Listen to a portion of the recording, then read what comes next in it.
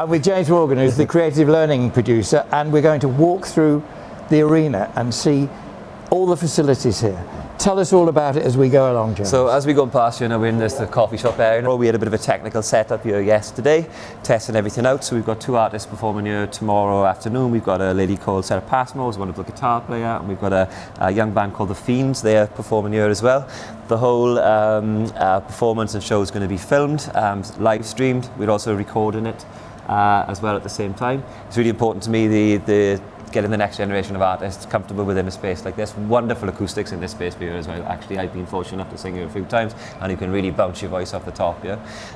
So what we're doing at the moment really with these public areas, during the times when we haven't got shows on, and during the days, we're trying to get as much use out of these public areas as possible, and this is part of our sort of strategy to get more people in here during the days, which is nice. And as we approach the summer, and obviously we've got the park directly behind us as well, we're hoping to get a bit more footfall coming through. But more than anything,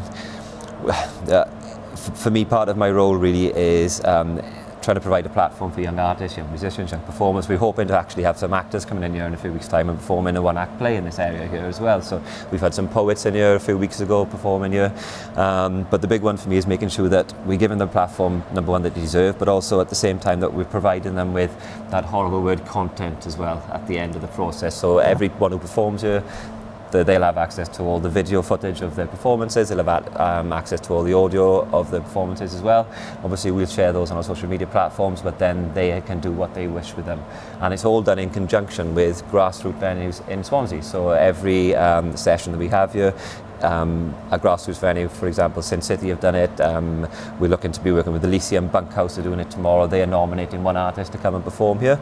We're booking one ourselves at the same time, and then they're coming in here and doing a half-hour set and bringing people in through the doors. And it's been really good. We've done a few so far, and it's expanding. But the one we have tomorrow is the first time with a new technical setup, which I really was keen to get everybody on board with. And we're very lucky with the technical staff here. They do a lot of work here, gratis. They'll help me out and help me set all these things up. So yeah, I'm very much looking forward to that. It's quite a nice setup, and this space, we've got a lit from above actually, and if you can look at the lights, they're not actually switched on at the moment. Yes. Perhaps I should have switched them on, but it just casts this wonderful light down here across this crystal deck or ceiling. It's just a nice grand place. We spent a lot of time yesterday looking at different camera angles, where to film from and everything like that, but it's just, I'm hoping to grow that. That's something that's going to grow as part of the work that I'm doing here. As the way we're going through now, we're going to go through into the VIP lounge.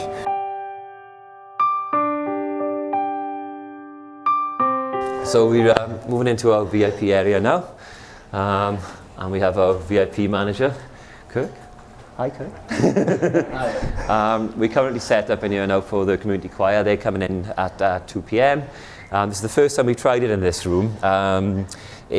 I'm hoping it's going to work. We've got a nice little setup over there, piano and a guitar. One of the big attractions for the choir, as much as anything else, has been they love to have live instruments played. A number of them are also in choirs, and they tend to sing the backing tracks and things like that. And they love, mainly because they like watching me make mistakes more than anything else. And the choir is sponsored or connected to the council? The choir is part of an initiative the Swansea Council have been running for a couple of years now, called Aging Well.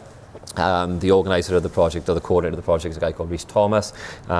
He's taken it from what was, I believe, a monthly meeting to four days of activity every single week. And this is one of the activities that they do as part of that group. So it's open to anyone over the age of 50.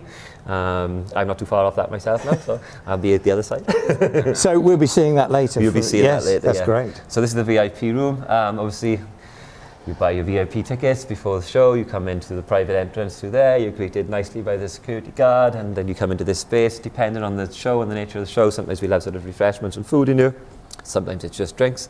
We've also used this for opening nights as well, so I think Battle to Hell, we had some celebrities in here as well. We had Bonnie Tyler herself and Jonathan Davis, second greatest scrum half we've ever had, or outside half we've ever had. But and you're doing the same for 6, I think, aren't you? And we're doing the same for 6 as well, yeah. So this is this room is very. I've been asked a couple of times about why it's not bigger, and it's tied to the capacity we have in our VIP balconies, which we're going to have a look at in a minute. But also, the bigger it is, the less intimate it is, the less special it is. So you can see the design and the decor, it continues as we go through. You know, we've got this crystal decor ceiling hanging from the ceiling here. Really interesting design. It's all copper coloured. tie in towards Swansea's industrial heritage. There's lots of sort of nods around the building to Swansea's past, and the copper colour. One of the things I always tell a little joke when you go around here, when I do the school trips, I'll be with the young kids and they'll always ask me how many chains there are, and every single time I make it up. 2,670,000. And then if there's one who's particularly chatty, I'll say, "Oh, can you count them for me?" As we go around. But it's a really pleasant room, and it is. It's a nice, and again, we want to create that sort of special atmosphere. When people come and see a show, we want to make sure they come in here and they just go, "Wow," like that. And that's what we're trying to do. And it's a really nice app. I've been to a few shows when I've come into here prior to watching the show, and it's just very, very pleasant. And Kirk and his team work very, very hard to make sure that all the customers that come in through here have that special experience. You know, it's called VIP for a reason. We want to make sure that when the people come in here, they have that. And he's very kindly now setting up 120 cups of tea and coffee for my choir, which is very nice. And another example of how I suppose that there's a really good sort of teamwork and work ethic between the different departments in the venue as well. We all sort of help each other out, and it's and your VIP entrance is from the outside straight in the store? Yeah, from the outside straight into the door. So there's no, you wouldn't join the general queue. You just come straight round to this area. You'll show your VIP ticket, and then you come straight into here. Brilliant. And then we go into this space here. So as I mentioned as well, some of the capacity in there is tied to the number of spaces we have in the VIP boxes. So we'll go into the box now. Thank you. What an entrance. So now we are in our auditorium. At the moment we had RuPaul's Drag Race here on Monday, and we're in the middle of the turnaround for the next event, which I believe is Russell Kane, I think. He is performing here later on. So one of the wonderful things about this room, and the thing that I suppose is the greatest selling point of this room, first of all, is the sound. The sound is incredible. And I've been fortunate enough to play on that main stage to the main PA, and it is absolutely outstanding. It's very, very high spec, very high technology. But the big thing about this room is the adaptability of it, the modular nature of it. It can be set up in so many different iterations at the same time. So the seats that we have just to the right here completely disappear. The stage can be completely removed, gone completely. We also have as well, if you look over to that side of the room there where you can see that door with the green light above it, there's a silver line running up the wall there. That's actually a temporary wall which we can bring out all the way across there, and we can section off this top section here, what that's generally tended to be used for conferences. So for example, we had the British Society of Surgeons of the Hand here a few weeks ago. So that was completely sectioned off. We have a stage then that sits across those sort of first four seats there, and then a big screen that we hire in that comes down there so they can do the presentation. So when that's completely closed, then that is a completely isolated area then. So it's what the idea behind it, and it's completely correct in it. If we'd have just gone down the route, I think, would it have just been a music venue, or would it have just been, a specific venue, that wouldn't have the sustainability of the business in the way that it was intended to. A lot of our work comes through events and conferences. So to be able to offer, you look at the space now, that's pretty big anyway if the chairs weren't there, but we can offer those chairs completely gone, that stage completely gone. So for example, we've got the Comic Con coming in now in a few weeks' time, so that'll all be gone. Then I was here in the For the Region event a few weeks ago, and this was just completely full of people. Now, and that really helps us then to, because traditionally theatres, as you know, they have their dark days and there's nothing going on.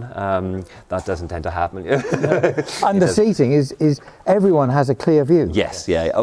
Unlike a traditional theatre where someone in front of you's hat is too big and you see nothing. Absolutely, I mean, it is an incredibly modern building. It really is, and it's. To see it, I was quite fortunate. It's only quite recently, I've been working here since last May, but I've only ever seen the seats gone or out. And a few weeks ago I was in here, and I think I was doing a school trip, and they were actually pulling them out. And it's such a quick process to do it, It's but the turnarounds in here are incredibly fast, are incredibly close together. So as opposed with the traditional theatre, I suppose when you'd have a production would come in for a week or 2 weeks at a time, and then there would be a break for a few days, we would go back to back with it. So on some occasions we've had 2 or 3 performances, and these guys, you can see the tech guys working down there now. Yeah. They work incredibly hard. We've got a very, very strong team here, and those turnarounds are a really integral part of the business as a whole, what we're able to offer to productions, I suppose, because when the production finishes, they walk off stage at 11 o'clock. We start packing down then. It goes overnight. Our cleaning staff will then come in at 2 a.m. or 3 a.m. in the morning. They'll clean it because we could have something again at 9 o'clock the following morning. So it's, and that's all modular stage, isn't it? yes, yeah, all modular. So you can be as deep as you wish it to be. Absolutely, and depending. I mean, one of the first big show we had in here was Royal Blood. I was fortunate enough again. I was in that show. I was sitting up there with my wife. I was going to go down in the big crowd, but I thought, no, it might be a bit too old for that. I don't know, but it was fantastic. We had And what's the seating here? The seating, it varies as you can imagine. So it's a full seat like this. A full seat like this. For Swansea as a whole, or for the South Wales region, to have something like this within the area, which is accessible, which is easy to get to, which offers the variety that it offers in here, not just with the shows, but also from from an exhibition standpoint, from the different events that we can put on here. It's something that Swansea's been crying out for a very long period of time. Yeah. So, I grew up as a musician in Swansea. If I wanted to go and see a big show, I'd have to go to Cardiff, I'd have to go to Bristol, I'd have to go to, and Swansea was always seen as the old joke we always used to make as musicians, is the M4 stops at Cardiff, it doesn't go any further, but we get into the point now where that's not necessarily the case anymore. There's still a lot of older people, over 30, who've never been to the theatre. Absolutely, and again, that's, there's still some disconnect, isn't there? I agree. I think it's something that's, obviously we've come out of that very strange period with the pandemic, and then there was a huge sort of appetite, I believe, after that then for people coming out, and I've noticed that certainly in smaller scales, in grassroots venues, and the post-pandemic, a lot of people, once that initial period of uncertainty and fear was passed by, there was an uptake of a lot more people interested in coming out and seeing things and attending events like this. But the getting people to come into this space and to see it and to experience what it's like to be here for a live show, there's nothing like it really. There really isn't. There's certainly nothing like it in the city at present, but also it's quite important to us as well. There are other venues in Swansea that offer things. The Grand Theatre, incredible venue, they've been wonderful with us as well. They've done a lot of they hosted us with a choir for a few weeks, so it's very important to us that we don't put on things that sort of take away, compete with them. That's not the point. Yeah. The things we do here are things they can't do there, and the things that they do there are things they can do far better than us there with the facilities they've got. This is not a traditional theatre. Yeah. It hasn't. We don't have the facilities. I was very lucky a few months ago when I went up to Manchester to the Palace Theatre in Manchester, and as I mentioned to you, the few weeks I was in the Lyceum, and the difference obviously with the backstage area, particularly because we have no backstage area and we have no wings, and we've got the lighting system in here is absolutely fantastic, and that's great, but we don't have that traditional theatre setup, so we're unable to do that. But that's great because the Grand Theatre can keep on doing that. So the multi-purpose and the modular aspect of this room is the selling point hugely for productions that come in here, because we can say to them, we can offer you this many seats, we can offer you this many seats, we can have this iteration, we can do this, we can do that, but also it allows us then to have that sustainability, which is incredibly important with the financial model. Yeah, we need. I think that the capacity. I remember when it was being built and the discussions around the capacity, and people talking, it needs to be big, it needs to be bigger. But if it's bigger and it's half empty, it's we need to make sure that we work within our means. But it's a really, really important aspect of what we're trying to do here, is to make it sustainable as much as anything else. But yeah, what a and the acoustics in here.